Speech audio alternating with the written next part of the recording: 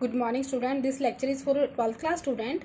Yesterday we started Indigo chapter.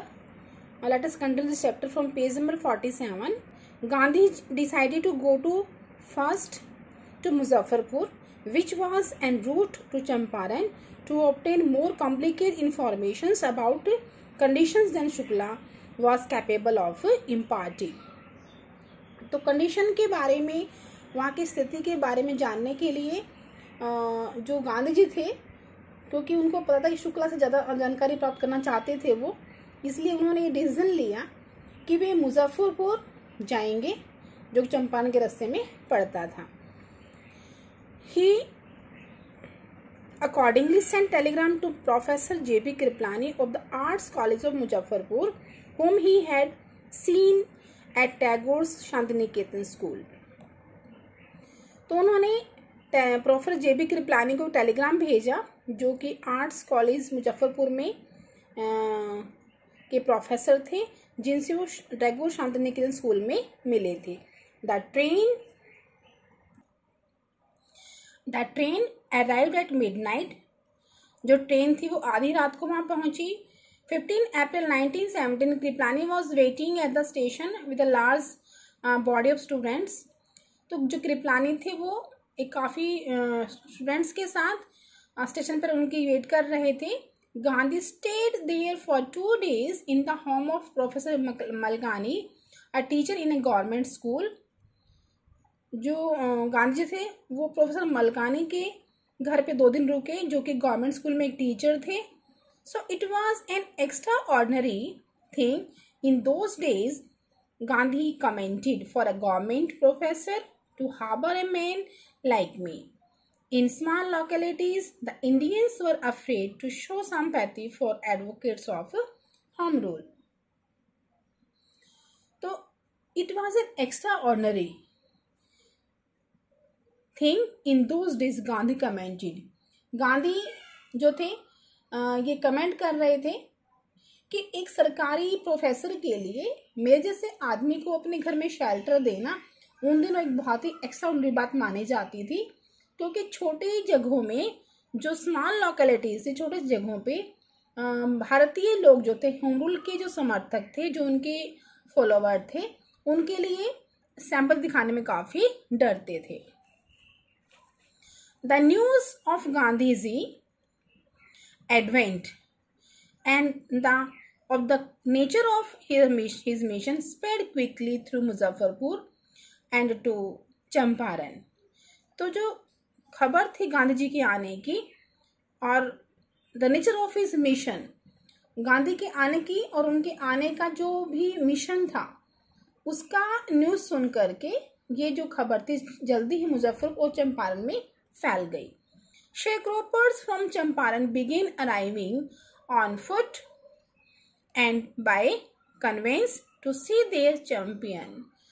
और मुजफ्फरपुर जो वहाँ के अपने चैंपियन को देखने के लिए जो शेयर क्रॉपर्स थे, जो बटाईदार जो किसान थे, वो पैदल और अपनी गाड़ियों में चंपारण से आने लगे.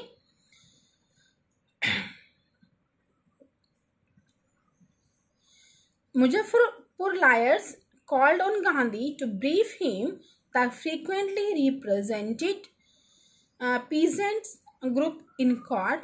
They told him about their cases and reported the size of their fee.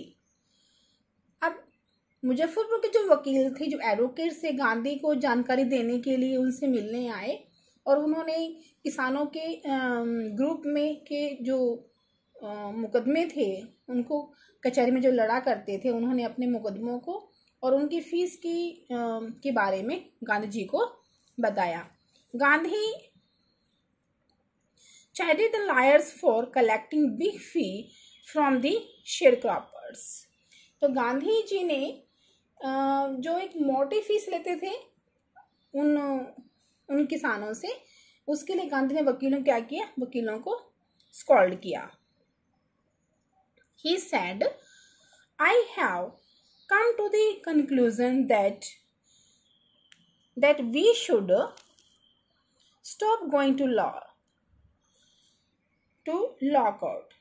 और गांधी जी ने कहा कि मैं इस कंक्लूजन पे पहुंचा हूं कि हमें लॉ कोर्ट्स में हमें जो कचहरी, ऐसे मामलों में कचहरी में ले जाने का कोई भी फायदा या कोई भी प्रॉफिट नहीं है। Taking such cases to the court does little good, यानी कि ऐसे मामलों को जो है कोई फायदा नहीं है, कोई लाभ नहीं है ऐसे उसका। तो I have come to the conclusion that we should stop going to law court, कि हमें लॉ कोर्ट में जाने से रोक देना चाहिए। ऐसे केस को कचहरी में जाने कोई फायदा नहीं है। Where the peasants are so crushed and fear stricken, law courts are useless. और जहाँ पे जो पीजेंट्स है, जो फार्मर्स हैं, वो इतने ज़्यादा दबाए हुए हैं, क्रश्ड किए हुए हैं और इतने ज़्यादा डरे हुए हैं, तो उनके लिए जो लॉ कोर्ट्स हैं वो क्या है, वो यूजलेस हैं। उनके लिए कोई फायदा नहीं उन लॉ कोर्ट्स का। The real relief for them is to be free from fear. और जो असली उनको अगर आप रिलीफ देना चाहते हो तो टू बी फ्रॉम फियर, उन्हें डर से बिल्कुल फ्री कर दो। Most of the arable land in the Champaran district was divided into large estate। वो कह रहे हैं कि जो चंपारण जो डिस्ट्रिक्ट था उसकी जो मोस्टली जो अराबल लैंड होती है, जो खेती योग्य जो भूमि होती है, उसको बड़े बड़े हिस्सों में क्या किया गया था, उसको बांटा गया था। Estate owned by Englishmen and worked by Indian tenants। वो कह रहे हैं कि जो खेती योग्य जो जमीन थी उसको बड़े बड़े हिस्सों में बांट दिया गया था और उन पर जो अंग्रेज से उनका अधिकार था। और जो इंडियंस टेनेंट्स थे, जो भारतीय जो किसान थे, वे उन पर काम करते थे। The chief commercial crop was Indigo. और जो वहाँ की जो मुख्य जो व्यापारिक फसल थी, जो कमर्शियल क्रॉप थी, वो क्या थी, इंडिगो, नील। So the landlords compelled all tenants to plant 3/20 or 15% of their holdings with indigo and surrender the entire indigo harvest as rent।